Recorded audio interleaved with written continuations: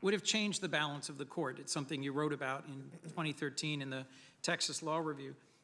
My concern is that a leading scholar in the field of constitutional law has recently reviewed your writings and concluded that you demonstrate an extreme willingness and even radical willingness to revisit settled precedents.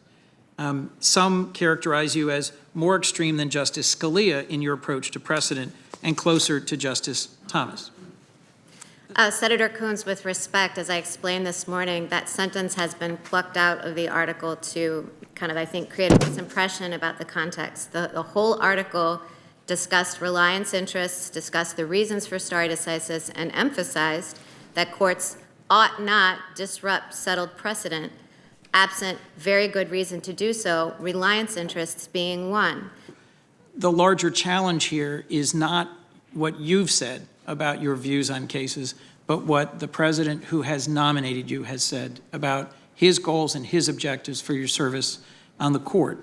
And frankly, my concern about originalism and an activist willingness to reconsider precedent is that in combination, Justice Scalia's views, often expressed in sharply worded, memorable dissents, may make for great academic reading, but I think most Americans don't expect them to become the law of the land.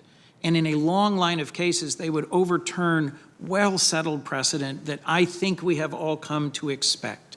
So my core concern here, Your Honor, is that your confirmation may launch a new chapter of conservative judicial activism, unlike anything we've seen in decades. And the point of the chart was to just show we've mostly been talking about the Affordable Care Act and privacy-related cases. But if that's true, it could touch virtually every aspect of modern American life. I pray that I'm wrong. I hope that I am. But in my reading of your work, nothing has alleviated my grave concerns that rather than building on Justice Ginsburg's legacy of advancing privacy and equality and justice, I'm concerned, in fact, you will take the court in a very different direction. And so with all due respect, I will be voting against your confirmation, Your Honor. Thank you, Mr. Chairman.